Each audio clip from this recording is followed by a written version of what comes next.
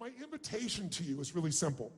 You can get free of suffering, but in order to do it, you got to realize it's all your expectations that make you suffer. I'll give you one quick example. I'm fortunate enough, like Mark, I have my own plane, so I can fly, anywhere in the world, and I traveled this last year to 16 countries, so it's a great privilege to have a bed and go straight to China nonstop. Unbelievable. But most of my life, I took commercial aircraft. And after a while, I started chartering in the US, but going overseas was too expensive, so I didn't do that. So I found half my time I was on an airplane. About every 4 days, I was on an airplane or on stage, one of the two. Pretty intense life. So, interesting enough, in those days, I go 3 times a year to Australia. I still do, but in those days, commercially. And I get on Qantas Airlines on a flight here in San Francisco or LA in those days. And it's a 14-hour flight. And there was just one problem. 31 companies. In those days, it was like 24 companies or 15 companies.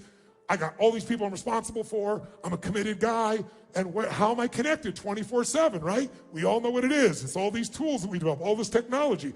But I was used to domestically, you got connection to the internet, even while you're flying. But you get on that 14-hour flight, death, no technology, no web. And I was like so frustrated. Why do they do this? These 14 hours, they can be so productive. Oh my God. Who knows what I'm talking about here? Get a sense of what I'm talking about. So what happens? One day after years of going through this, before I had my own plane, I'm on this flight, and Qantas Airlines announces we're about to take off. Guess what?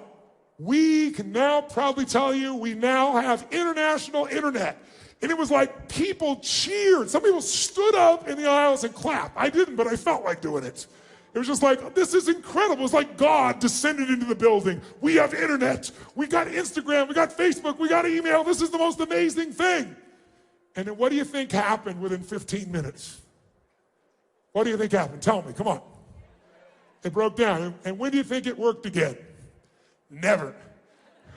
14 hours without it, and people are like, this is bullshit. I can't believe this crap. I'm not putting up with it. 15 minutes earlier, it was a miracle. Now it's already an expectation. Write this down. If you want to change your life, trade your expectations for appreciation, and your whole life will change in that moment. Trade your expectations for appreciation, and your whole life will change in that moment. If you are suffering, there's only one reason. Things aren't meeting your expectations. What are the chances of everyone in your life meeting your expectations for the rest of your life? What are they? What are your expectations that God or the universe will meet your expectations every moment? See, I'd like you. Are you married, sir? Is she here? Oh, she's with your twins. How beautiful. Congratulations. I would never want to see you have any pain if I could ever avoid it, if I could do anything about it, but I'm not God. So I can do something different since I'm not God. I can get you to consider something that if you did it would give you freedom. It would be an absolute commitment in yourself to say, life is too short to suffer. God has given me this creation, and I'm gonna love every moment. I'm gonna find ecstasy every moment of my children, even when they do crazy shit, even when they're rugrats. I'm gonna have to with my wife, even when she doesn't seem to be listening to me or my husband isn't. I'm gonna do it even if she left me.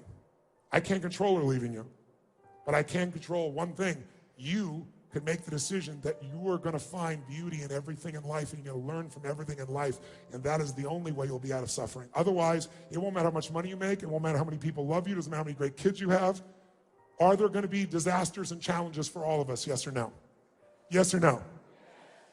All of us, I don't care how rich you are financially. I don't care how smart you are. I don't know if you have an IQ of a genius. I don't care if you've got the biggest company in the world. Every person in the room is going to experience extreme stress in your future. Everyone here will have something, a robbery, a house that burns down, an earthquake, somebody that cheats you, somebody steals money from you, somebody you totally trusted and then they screw you over, somebody that betrays you.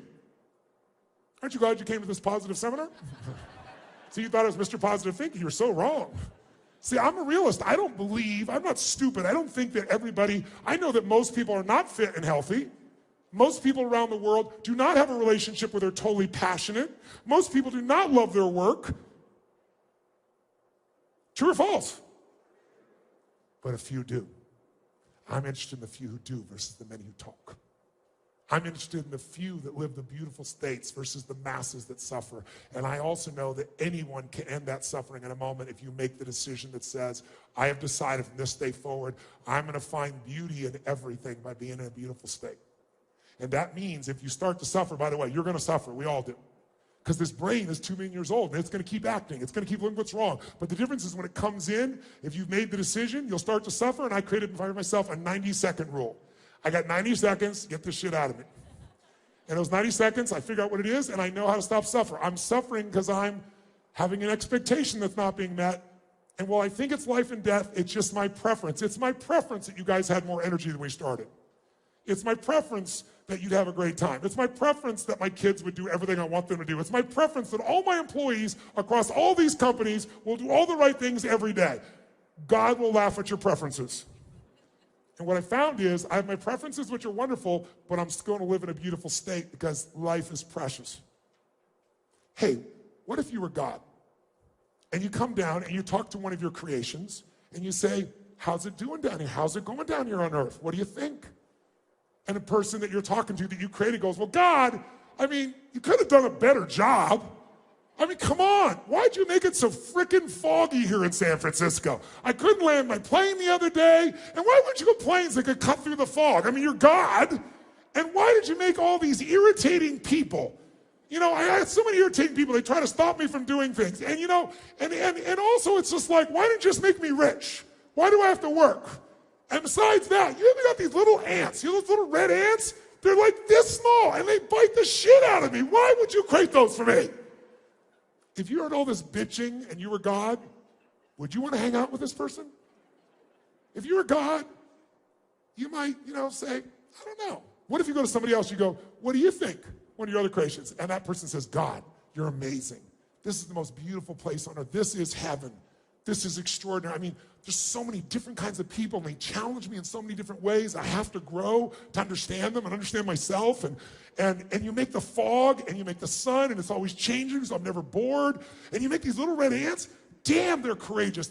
I'm 10,000 times their size, and they'll bite my ass. That's pretty cool. Who would you want to spend time with? The first person or the second one if you were God? Which one? So if you're not experiencing God, perhaps you're bitching too much. Perhaps it's not God, perhaps it's you, and you're whining and you're suffering. So I want to finish with this. If you want to stop suffering, first, you got to know how you suffer and recognize and be honest. Second, you can't tolerate. We all get what we tolerate. So you have to make the decision. I'm going to be in a beautiful state the rest of my life. Doesn't have to be happy. It could be determined. It could be curious. It could be committed. It could be energized. It could be grateful. It could be loving. It could be happy. It could be any of these. But I am going to be that every day because I'm capable. And I've shown you early you are, because how fast can you change your state, my friends? How fast? Come on, guys, how fast? If you stop using your mind and you use your body and your heart, your spirit, that's what will put you there. The mind won't keep you there. It might get you there for when things go your way, your mind will feel happy. But what happens when they don't? I was talking to a man the other day, and he was telling me all about his company, and he lost the company, built it up, and it was $1 billion company. And then, the venture capitalist guys voted him out of his own company. I said, welcome to Steve Jobs' world. And then he told me this new company he's creating, but he doesn't want to put it in, so he's afraid of getting hurt again. I said, you lost that company for a reason. Perhaps it's so you can build this company, which is going to save people's health. What if you and we stop the suffering by having one new belief? Here's what I believe in my soul. Life is always happening for us, never to us. We think it's happening to us because of our minds, but it's all happening for us, even the pain, even the disappointment, even the problems. If my mother had been the mother I'd wanted, I would not be here today. I would not be. If my father had not left, I would not feed 1 billion people, much less 100 million, much less 1,000. Maybe life isn't always about getting your preferences. Maybe life is about you becoming more. And when you do, you feel more alive and you have more to give, and that's the purpose of life. Because when we're giving, we're outside of ourselves. There's no suffering when we're giving. In fact, when you're most happy and excited about something, what's the first thing you want to do? How many of you, the minute something great happens, you want to share it with somebody you love? Raise your hand if that's what you want to do. Say, I. Why? Because when you share it, there's only so much you can feel inside. Even if it's sex or rock and roll, love, drugs, whatever you think is going to make float your boat, money. You only feel so much. But when you share it, it multiplies. So here's the antidote to suffering. Identify your favorite flavor. Make the decision that says, I will not suffer. I'm going to live in a beautiful state no matter. What if it rains on your parade? What if your best friend screws you over? What if somebody yells at you? What if you get humiliated? What if you go broke? What if you lose your job? Could you still be happy, yes or no? Are there people who have lost arms, legs, been blinded, lost their family, and they're still loving and happy and beautiful, yes or no? And they aren't just Mother Teresa, they're not just Nelson Mandela, they're any human being that decides to live where it's not about themselves. Sisters, I love you so much. The reason I want to support you, the reason you made those prayers that I decided I was going to fulfill those for you is because you don't just feed people, you love people, people that no one else, people have forgotten. And you're there every day and you ask for nothing. And I know that's why you're fulfilled, and I honor you both. I love you. The best way to end suffering is kill the monster while it's little. Don't wait till it's Godzilla eating your whole city and life. If you turn yourself and train yourself to do it. And by the way, I did this 1.5 years ago. And to give you an idea, what happened was I felt the most joy I've ever felt in my life, and then I had 3 incidences. And you understand how I entered the room. I've been on stage for 39 years, working with 50 million people. I give my all every day. This is easy. This is 3 hours. My average seminar is 50 hours. My stress here is 3 hours, because I don't like to talk. I like to go deep, as you might gather. And I like to condition it where we get up and do things. There's only so much time. And those 50 hours, I go full tilt. And I've been doing that for 39 years, and I clap like a crazy man. I jump much more intensely in here because I'm toning it down for you guys because you think I'm crazy when I first come in, especially where you guys started with your energy. I look like a maniac. But what I found in that time is doing that, hammering like that, it damaged the nerves in my arms, and so all of a sudden I couldn't sleep on my side, which I've done my whole life. No big deal. I'll sleep on my back. It's painful. Who cares? I manage pain. Every great athlete does that. Every good person does that. But then my wife was freaking out saying, honey, you're choking, you're not breathing. And I was exhausted, and I went in and did a sleep study and found I had sleep apnea. But it was extreme. In 17 minutes, I stopped breathing 18 times. That doesn't make for very much rest. That doesn't make for health.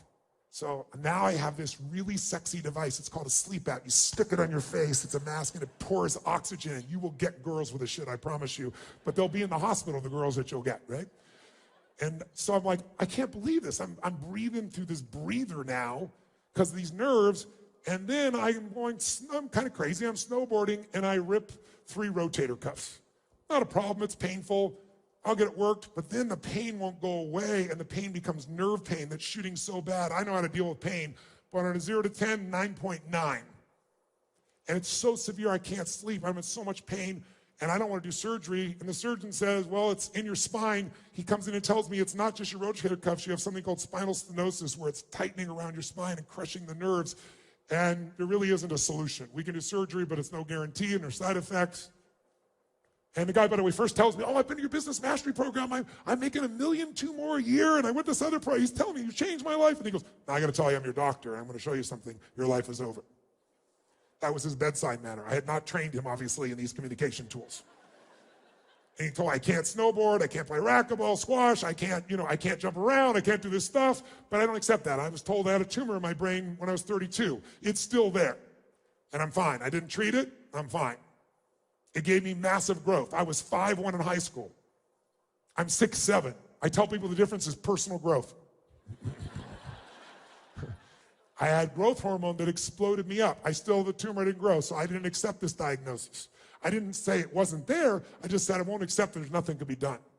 In the world we're in today, you can find answers. And so I pushed, and I know some of the best doctors around the world, and I found a doctor in Australia who said to me, Tony, we can do this. You sent me MRIs of people with similar situations, and the way they solve it is with 100 hours of hyperbaric oxygen, where you go inside a coffin, and they make it so pressured, about 65 feet below the ocean pressure, and they fill you with oxygen, and it releases the 800% more stem cells, and it starts to heal. And he says to me, though, before you come all the way to Australia, which is where he is, go do these blood tests so I can see what's happening to your blood, how much inflammation you have, what's going on. And I said, okay, and I went and did it, and when I was there, the guy who was doing the blood said, you want to do a metals test?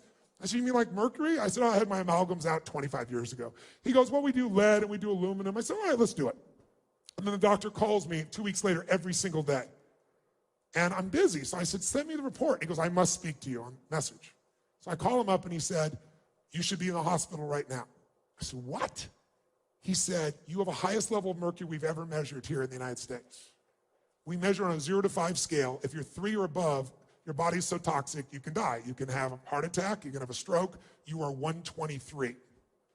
He said, the highest I've ever measured is 76. I said, that's impossible. How could that be? He said, we can tell by the type of mercury it's fish. And I was like, oh my God, I'm so intense in my life that I've made my diet really simple. It's salad, veggies, and fish. And the 2 fish I always had, and I'm telling you this, is swordfish, which I loved, and tuna. They are 75-year-old living fish, and they eat all the smaller fish, and they have 1,000 times more mercury today, but no one tells you this because the fishing industry would be ended if you knew it.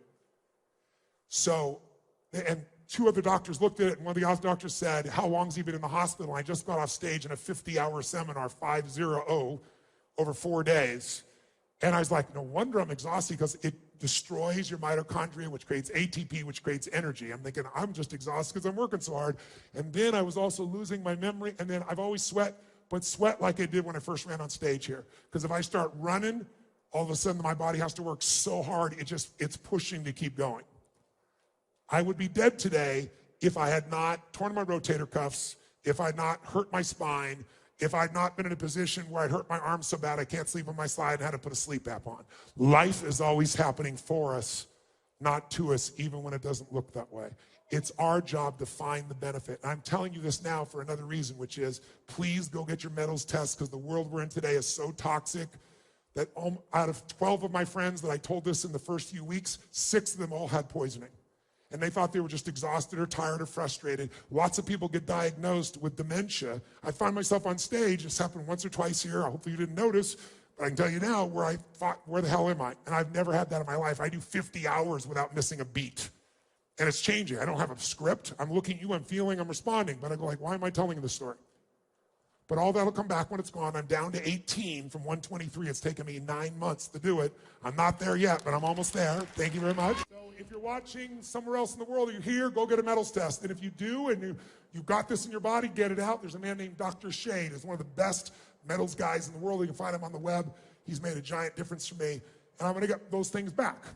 But I wouldn't have got them back unless all these horrible things have happened. I just give it to you as a metaphor for what you think is your worst day could be your best day. But it requires some faith. Faith that there's a higher purpose in everything that happens in our lives and making ourselves look for it. So I want to finish by showing you how to end suffering in 2 minutes. There are many ways. I don't have any more time. I'm out of time. You've been so gracious. I hope this has been touching for you. I hope it's made you think. Who here has decided in your gut suffering ends here tonight? I'm curious. Not all of you are going to do it. Who really is going to do this? Say I. Then I want to ask you to do 2 things. I want you to ask you to send me a note, and you can send the note to I'll have my team put it up there. There's an email. They'll throw it up there. I don't know what the name of it is, quite honestly. I would love to hear your commitment and why, and then I'd love to have you copy that to 2 people you respect, 2 people you love, because if you do that, they're going to know why you're going to do this, why you want to live this beautiful state every day, why you'll do it no matter what, even if it doesn't. That ends suffering now at TonyRobbins.com. And I would love to hear your story of what you're going to do. It's why I came by here. I'll be inspired by it, but more importantly, you'll be making a commitment. I'm nobody. But if you commit by telling me and a couple other people that matter, you might also inspire them to consider the possibility. I wish I could go deeper on the subject, but what I want to give you is a tool.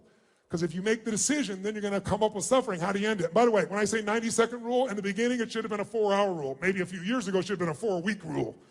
But now, once I've done it over and over again, just like getting in state, it becomes a habit, and now you can do it so easily, and the freedom you'll feel will be amazing. But let's finish by showing you how to do it, and I'll do it with a real experience for you. Stand up. Shake your body out. Before we do anything else, let's crank the energy so we're high level to do this. I want you to face the part and go, I own you! No, I own you! Here's what I want you to do. Think of a place where you have suffered. Frustration, overwhelm, anger, sadness, feeling not enough something. And what if there was a quick way to end it? Here's how that can be done in a matter of moments. First, you only suffer because of what you focus on. And you're focusing on one of 3 things. 3 words you want to remember going forward. Loss, less, or never.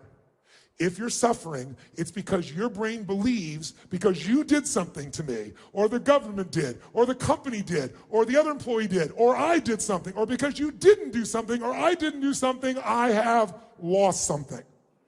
Lost love, lost time, lost energy, lost respect, lost significance, lost anything. The illusion of loss makes us suffer. All you've lost was your expectations weren't met. Because there's no guarantee in life. Could we walk across the street and get hit by a car? Of course we can. That's loss. Everything else is an illusion. It just means your preferences weren't met. The second thing that'll make you suffer is if you think something you did or didn't do, or something someone else did or didn't do, cause you have less of something you value, less love, less joy, less time, less energy, less acknowledgement. If you feel like you have less, you will suffer. And then the third one, and the worst one, is if your brain starts believing that you failed to do something, I failed to do something, or you did something, or I did something, that means I will never have that love, have that joy, have that success, have that acknowledgement, have that freedom. When our brain believes we've lost, or we have less, or we'll never, we suffer. And all those are illusion. The way you get out of it is really simple. You're never gonna go from suffering to joy. It's too big a jump. So you go from suffering to appreciating something. How many of you, no matter how bad your life is, there's something you can appreciate? Your health, your children, your life, the country you live in. How many got something you can appreciate? Say I. Is there something you can appreciate in every moment, even in the worst moments you've been in? Yes or no? Yes or no? And if you're so smart, which I know you are, you should be easily find those things. All it is you decide, I'm not gonna suffer, so when I feel it, within 90 seconds, I figured out what it is. I don't live there. I find something to appreciate. I find something next to enjoy. Second step, once you appreciate and enjoy, I want to learn from this. What can I learn? What can I grow? If in the middle of that problem you learn from that relationship, then it's not a bad ending of a relationship anymore. If you grow from it, you're going to feel alive. And thirdly, third step, after appreciate and enjoy, learn and grow, throw it up. If you do anything loving, if you give anything, if you're grateful, your suffering will end. Are there people that have been in concentration camps that were able to end suffering even though there was physical pain? Yes or no? What I learned through all this pain in my body was there's pain and there's suffering. You want to know the difference? Pain is that shock feeling of pressure and tension running up my spine. Suffering is, why did this happen to me? Will I ever be able to do this again? Can I ever get back on stage? How long will this last? The story is the suffering. It's easy to deal with pain. It's the suffering that makes it so hard. Raise your hand if you follow what I'm talking about here. Say I. So I'm gonna give you one technique right now, and we'll do it really fast so you know it works. Shake your body up. In fact, right now, develop a quick pattern. I want you to make a move that if you made that move, you feel strong instantly. Just try something. Make a strong move of some sort. Make a move. Make a move. Make a move. Make a sound when you just shout the word yes when you make your move. Make your move. Say yes. Say yes. Say yes. Now here's what I want you to do. How many of you have a situation either at home or in your work environment where there's some unfinished business, where there's a situation with a person or a situation that you need to handle, and it's stressful inside when you think about it, so you try not to think about it, you do other stuff. But it's got to be handled, and you've not handled it. How many got an area where there's some suffering like that? Raise your hand nice and high. Let me see. Virtually everybody. Good. Think of that situation that really bugs you, and really think about how it really feels if you really let yourself focus on it. And feel what that suffering will be like. And I want you to pick something that on a scale from 0 to 10, where 10 is total suffer and 0 is no suffering at all, that's in the 8 or above range at least. 7, 8, 9, 10. Don't pick a little one because you won't notice in this quick moment enough for you to feel it. I want you to feel a difference. How many got something that needs to be handled, you've not resolved it, you're either pissed off or you feel hurt, or you feel worried, or you're concerned, and you've not handled it, and you put it off, and it needs to be handled. Raise your hand if you got, and the pain of it is, if you focus on it, is 7, 8, 9, or 10. Let me see your hands. Awesome. Here's what I want to show you. A group of scientists discovered something about 20 years ago that's amazing. If I measure your brain waves and your heart waves, your EEG and your EKG, you've probably seen them on, on medical pieces. They look very jagged when you're stressed. They don't look anything alike. Your brain waves and your heart waves. But if all you do is put both your hands on your heart, try it now, and you physically feel your heart. See the example I'm giving you? So this is frustration. You can see they look nothing like each other.